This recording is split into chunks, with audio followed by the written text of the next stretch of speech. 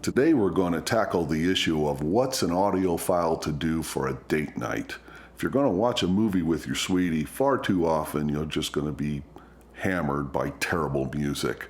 We're going to recommend a film to you that actually contains some wonderful music, and it's the kind of film that your sweetie, I think, will just love. We're talking about the film from early 1990s, Impromptu. It features Hugh Grant, Julian Sands, Ralph Brown, and the wonderful Judy Davis as Madame George Sands. Hugh Grant plays Chopin, Julian Sands plays Franz Liszt, and Ralph Brown plays Delacroix. Also includes the wonderful Bernadette Peters. She plays an awful, awful character, but does it so beautifully. And Emma Thompson is in this as well, does some great comedy. It's a delightful film. The music is just sublime. Obviously features the music of Chopin, that of Franz Liszt. There's also a Beethoven piece in there. And the pianist that they chose to record this soundtrack, wonderful pianist of the day, Philip Entremont, Emmanuel Axe. It's a lovely film that your sweetie will like, and the music is just delightful. Now, once the movie's over, you got to put a record on. This is what we're recommending. A beautiful follow-up to that film, Arthur Rubinstein playing the Chopin Scherzos. The film, by the way, takes place just before George Sands and Frédéric Chopin went to the island of Majorca, where he was probably his most prolific, including writing a few of the scherzos that appear on this record, specifically number 3, Opus 39, which is probably my favorite. This is a fantastic record. We're going to give it an extra good cleaning because, you know, if you're snuggling with your sweetie and there's clicks and pops, that's just unacceptable. So we're going to take care of those. Let's take a closer look. This does appear to be, this by the way is a stereo pressing from 1960, I believe. This may not be the original pressing, but I'll tell you what, we'll put up a picture of the label and what's in the runout groove. Maybe you can comment below and let us know. We have listened to this. The music is just wonderful. It's Rubinstein, for heaven's sakes. But let's see if we can bring a little bit more out of it by getting it ultra good and clean. Let's get to it. Let's clean this record.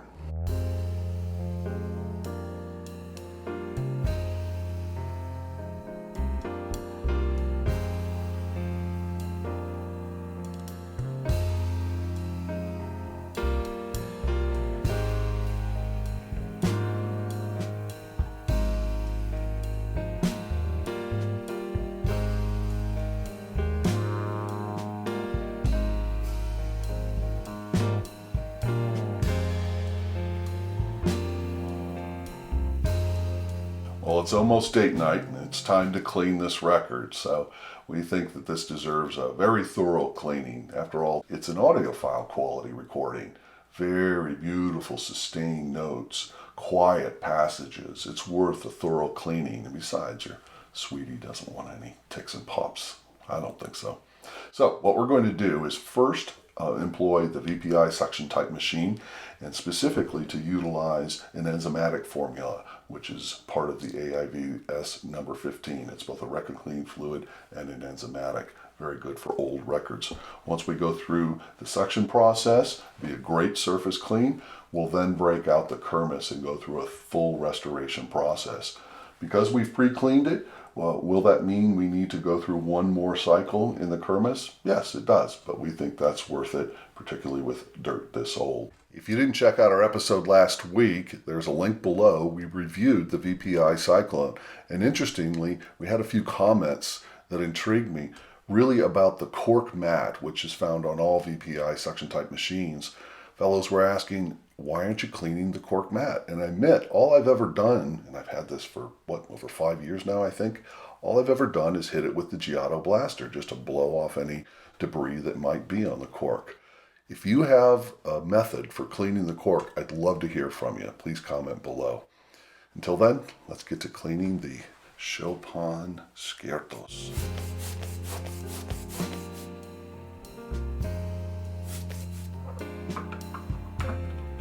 We'll use our column and wand dedicated to this particular record cleaning fluid.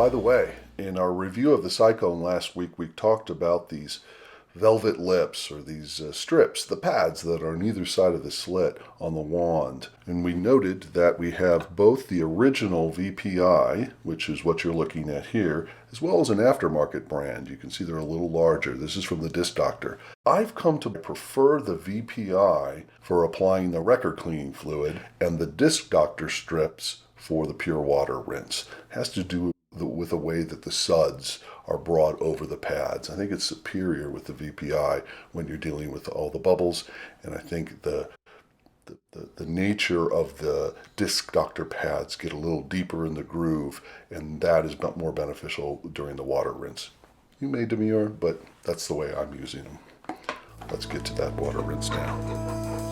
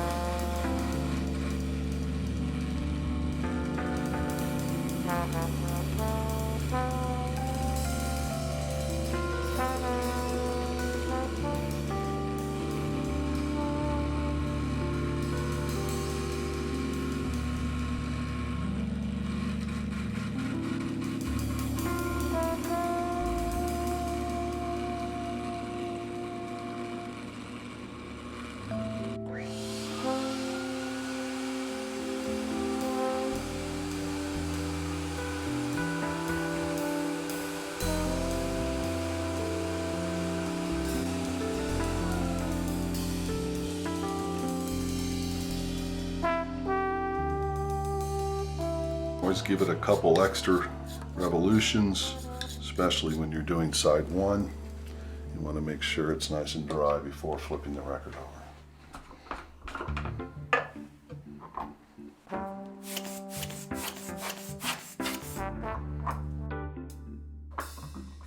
Side two.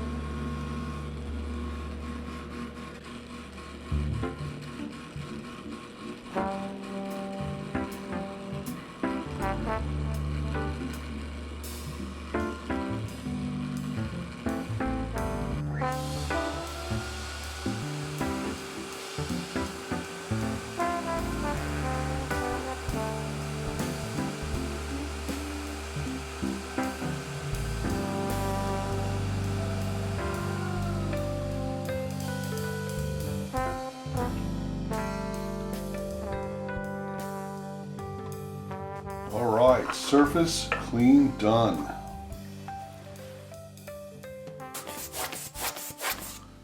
By the way, a nice little plastic or rubber covered dish rack to air dry them. That's a nice way to do it. We're now going to break down the VPI machine, bring out the Kirmuss. We'll be right back.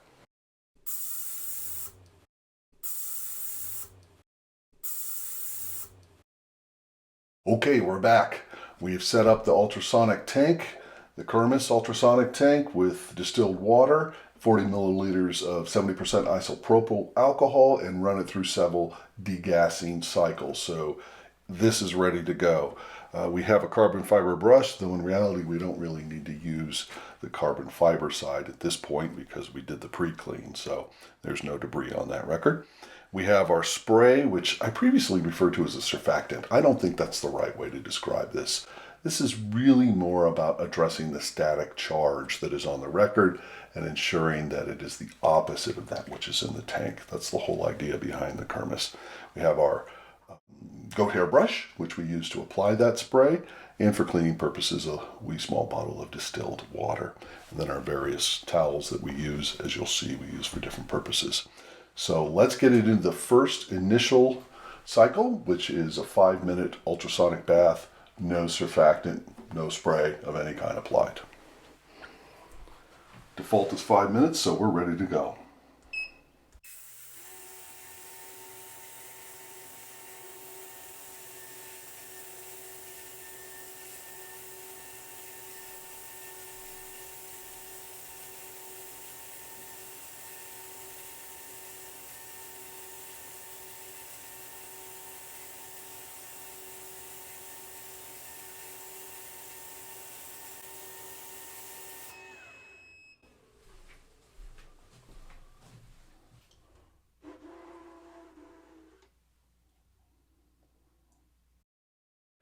Dab up some of the excess water so we don't further dilute the spray.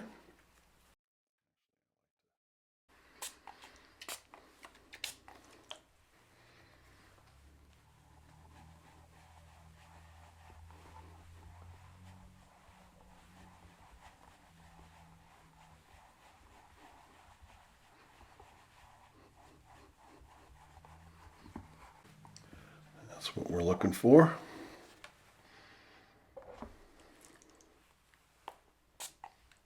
Another 5-minute cycle.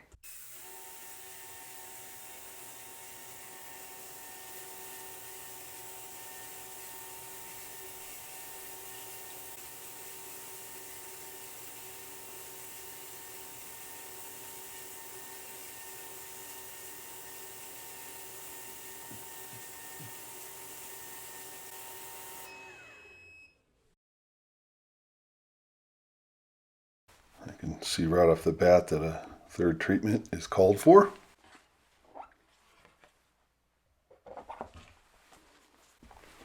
The little skippy towel comes in handy for that.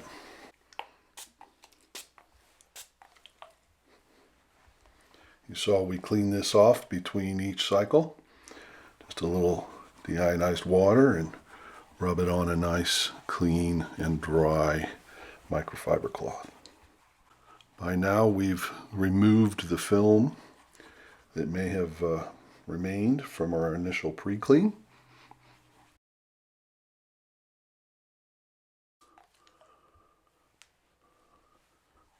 My goal here is to get even coverage across the surface of the record.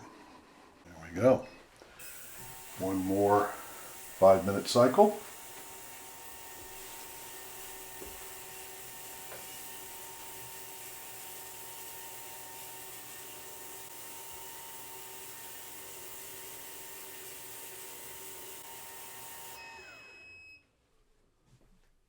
Okay, it's at the end of the third cycle that we'll take a look if there's any sheeting.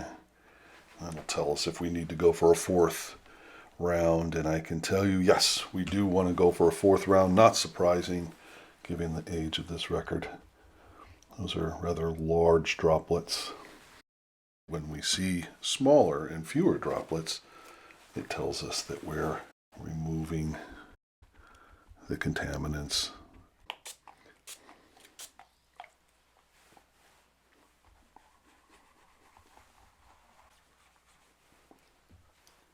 Nice even coating. Remember, we don't want to press hard here. This process is not about scrubbing anything out, but rather evenly applying a coat of this compound to address the static charge. One more cycle. Perhaps just one more, we'll see.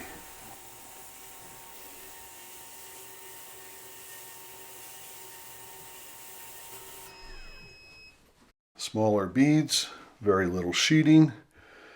You might call this done, but I tell you what, since this is reserved for date night, we're going to give it one more time in the ultrasonic bath. Just one more. Got to impress your sweetie, right? Isn't that why we all got into music in the first place? That's why every guy I know got into music in the first place.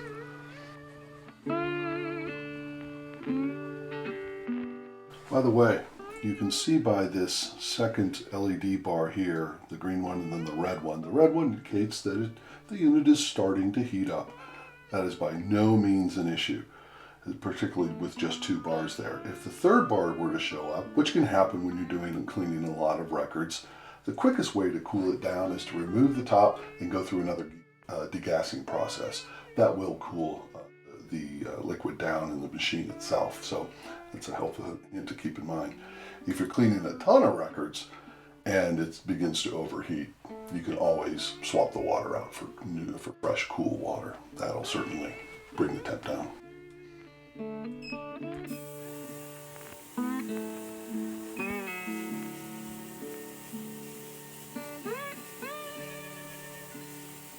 Before I take the record out, I want to point something out.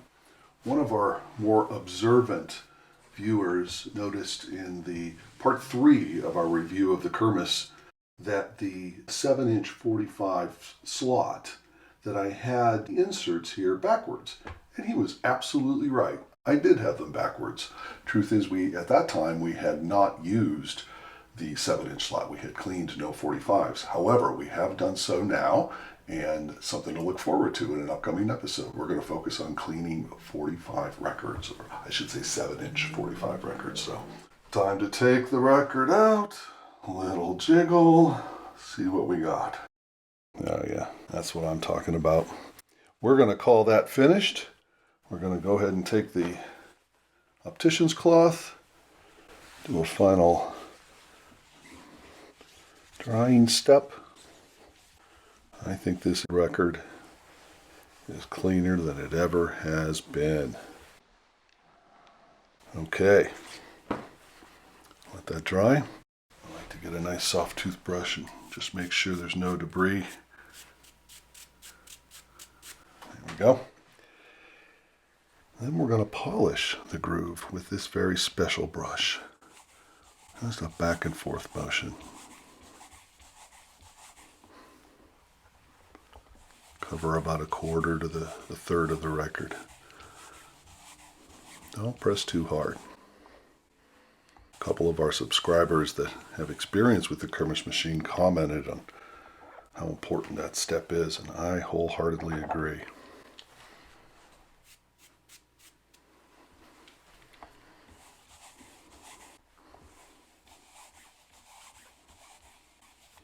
Very good. Our final step is to replace this brush with its brother, its identical brother that we marked number 2. This is solely for the purpose of rendering any static charge that has been built up neutral. We do that by applying the spray to just the very tips of the brush, very, very lightly. In fact, we just spray it in the air and let it fall very lightly. And then just a very quick, very light touch one time around. Ditto for side 2. Okay, let's go give this a listen and see if it's worthy of date night.